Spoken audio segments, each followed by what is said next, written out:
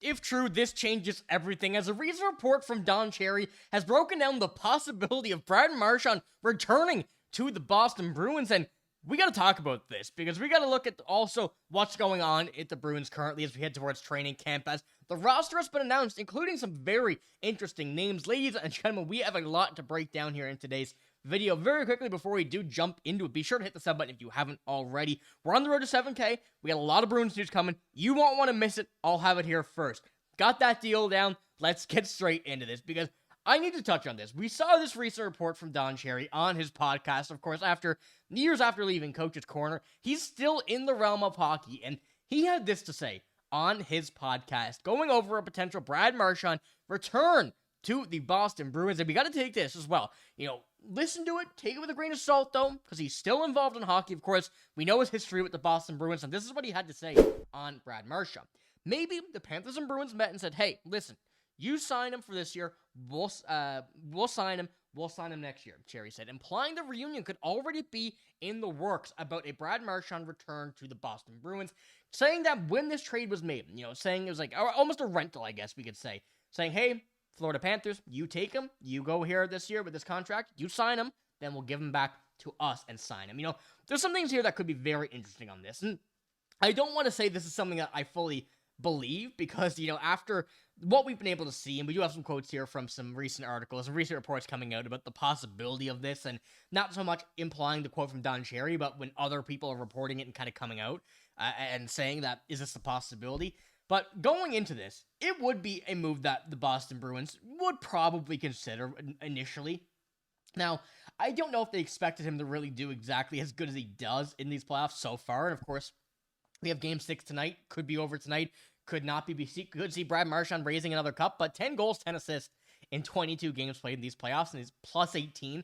He's genuinely having what will be a Conn Smythe, and I hope he does win the Conn Smythe when this is over, regardless if the Panthers win or lose, because he absolutely deserved it.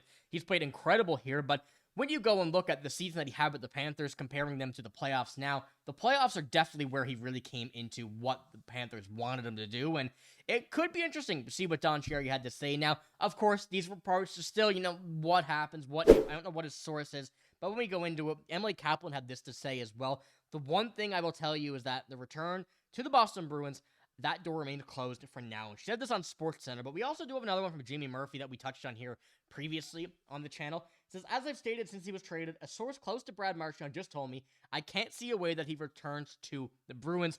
That ship has sailed. Now, unless that nothing got out and Don Cherry said this, it's just between the teams, he somehow found out, it really kind of shuts down all reports from Emily Kaplan there, from Jimmy Murphy. It really shuts down that report from Don Cherry that the possibility is there. But, I'm not going to count it out completely. I do think it's highly unlikely, and I kind of agree with Emily Kaplan, Jimmy Murphy, and whatever that source is, that the ship has sailed. It's time to go in a new direction, and that's what we've really been able to see Don Sweeney and Marco Sturm come out and say from the introductory from Marco Sturm here. So, as much as it would be cool to see, let him have his playoff success elsewhere when the Bruins trying to get back into that spot. Because, by the time the Bruins fully get back into a big playoff rhythm, as much as I hope it's next year, maybe a little bit tough with the situation they're in, Brad Marchand will likely be retired, and you never really know, as definitely he's getting a lot older, how good he will be in a couple of years' time. So hopefully that ship is kind of just where it's to, let it be, and I guess we can only really see now until that. But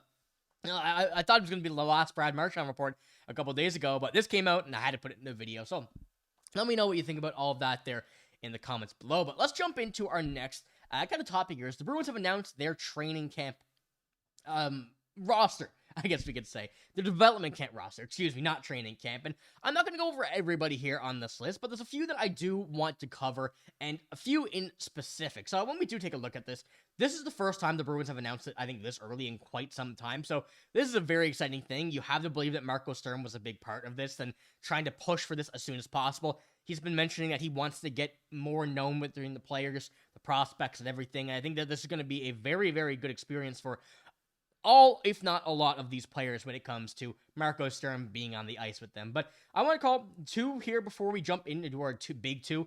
Philip Svedback, goaltender. This is going to be an interesting one depending on what happens here with with Jonas Korpisalo here in this offseason, if a trade actually is going to come with him, if we're going to see him on this team still, whether or not Michael DiPietro and Brandon Bussi re-sign. There's so many things on the goaltending side of stuff that we really need to keep an eye on, and I think that this is going to be a good one for Philip Svedback to be here and see what he can do here in this. And the second one, Jackson Edward, a very physical guy that we saw make his professional debut last year with Maine and also with Providence, and I hope that we do see him take a big step in this offseason. At some point, I think we're going to see him in the NHL, maybe not exactly very soon, but I have full belief that he's going to be a very, very good NHL player and a very solid defenseman that a lot of people are not going to know the name of until he becomes a force in the NHL. But jumping into our other two now that I wanted to discuss, Dean Letourneau being one, obviously, former first round pick from the Bruins last season, 25th overall, and recently acquired Will Zellers at the trade deadline. Both of them are attending the Bruins development camp here. Of course, this is as of June 17th, so today, and I believe June 30th they're starting, or July 30th. It's one of the two. I know it's very different, but I've seen the 30th, and I've seen the J. It's one of those months, I just don't know which, so correct me in the comments below which one it is. I'm going to say June, though, and I could be wrong still. But diving in to these players now is something that I think we need to take a look at. And of course, here we're going to start off with Dean Letourneau. Had a very, very lackluster season last year with Boston College, and one that I think a lot of people really forgot about him throughout this season. But we saw last year with St. Andrews College, and then going to Sioux Falls for a little bit. With St. Andrews College, you see the points he put up. 56 games, played 61 goals, 66 assists, 127 points in 56 games. That's genuinely insane at the U18 AAA level. But, you see him at the PHC level, the collegiate level, 25 points, 14 games, 14 goals, and 11 assists. Goal per game there as well. He's a goal scorer, but we did not see that this year with Boston College, and we knew there was going to be a little bit of time that was needed for development, and he certainly is going to get this here throughout this year and throughout this offseason. And we need to see a big bounce back from him next year at this level to make him, to make things look good. Because obviously right now it doesn't look great. He is a younger player coming into here. His face-off skills, as of course he is a center, 6'7", he needs work. He's definitely a player that the Bruins want to see work out, and they firmly believe he will. But he was going to be a project, and we knew that coming out of the draft. So he's going to be an interesting one to watch here throughout this whole camp and throughout this development camp and seeing what happens as well into next season. But of course, Will Zellers, I think, is the one that everybody's really looking forward to. And we do take a look at Will Zellers here with Green Bay last year. 44 goals, 27 assists for 71 points in 52 games. But then you go back to St. Mary's there, 54 games, 111 points, 57 goals. He is an incredible player. And I think that when we're seeing him at the prep level, him and Dean Letourneau, we saw some very similar stats going into this USHL with the Green Bay Gamblers. He had more time than Dean Letourneau. Two very different style of players, though. Size difference, I think, is about a foot. And when you see now, we're going to see a big difference from these stats that we saw here from Will Zellers into next year with University of North Dakota. It's going to be a different season, but we're going to see him still develop a lot. And I think that Marco Sturm, even though he's not playing this year with the Bruins or whatnot, or even the Providence Bruins, he's going to learn a lot here in this year. And I think a lot of that is going to be to do to Marco Sturm as well. So just a few I wanted to highlight there and, kind of jump back into these ones. Be sure to watch everybody here. This is going to be a very important development camp for the Bruins as we're heading in a much different direction now. A lot of these players are going to acknowledge that they're going to have a shot that they may not have had at the beginning of last season. So be sure to keep an eye on them. I see we're going to get a lot of players here. There's so many that I didn't mention that I absolutely could that we're going to see here. And we're going to be keeping tabs on this here, of course, on the channel. So be sure to hit the sub button if you want to stay up to date with all of your Boston Bruins news. But that's all I got in this video. If you did enjoy, give it a like, hit the sub button as well. Let me know what you think with Don Cherry's quote. It's kind of crazy, I know, but we got to take a look into it just a little bit, see how legit it could be and whatnot, and then we'll go from there. I still think bit out of the way, but you never really know with Don Cherry. So let me know what you think about that. But like I said, that's all I got in this video, though. If you did enjoy, give it a like, hit the sub button as well. You guys have been killing it. And remember, we're on the road to 7K, and your support has been absolutely phenomenal. I appreciate every single one of you guys, but thank you for watching. Hope you have a great day. See you later.